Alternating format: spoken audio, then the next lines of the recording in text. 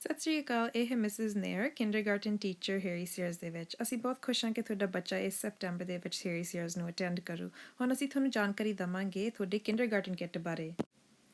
ਆਹ ਸਾਰੀਆਂ ਚੀਜ਼ਾਂ ਤੁਹਾਡੇ ਕਿੰਡਰਗਾਰਟਨ ਕਿੱਟ ਦੇ ਵਿੱਚ ਆ। ਇਸ ਦੇ ਵਿੱਚ ਇੱਕ ਕਲਰਿੰਗ ਬੁੱਕ ਆ ਜਿਹਦੇ ਨਾਲ ਬੱਚਾ ਕਲਰਿੰਗ ਅਤੇ ਫਾਈਨ ਮੋਟਰ ਸਕਿੱਲਸ ਸਿੱਖ ਸਕਦਾ।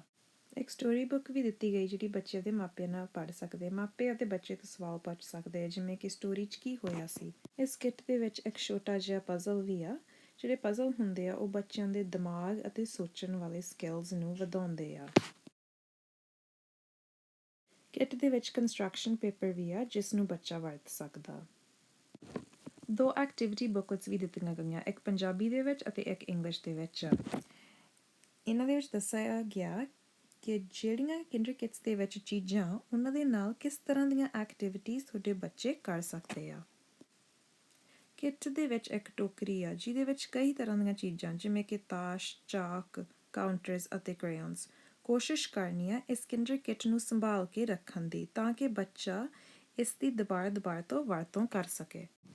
ਜੇ ਤੁਹਾਨੂੰ ਲੱਗਦਾ ਕਿ ਕ੍ਰੇਯੋਨਸ ਜਾਂ ਗਲੂ ਮੁੱਕਣ ਵਾਲਾ ਤਾਂ ਤੁਸੀਂ ਪਲੀਜ਼ ਹੋਰ ਖਰੀਦ ਲਿਓ ਕਿਉਂਕਿ ਇਹ ਚੀਜ਼ਾਂ ਬੱਚਿਆਂ ਨੂੰ ਕਿੰਡਰਗਾਰਟਨ ਦੇ ਵਿੱਚ ਚਾਹੀਦੀਆਂ।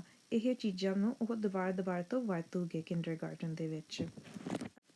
ਅਸੀਂ ਉਮੀਦ ਕਰਦੇ ਹਾਂ ਕਿ ਤੁਹਾਡਾ ਬੱਚਾ ਇਹ ਕਿੰਡਰਗਾਰਟਨ ਕਿੱਟ ਨੂੰ ਇੰਜੋਏ ਕਰੇ। ਇਹੀ ਸਾਡੀ ਹੁਣ ਲਈ video C. Thank you video ਵੇਖਣ ਲਈ। ਹੁਣ ਲਈ ਸਤਿ ਸ਼੍ਰੀ ਅਕਾਲ।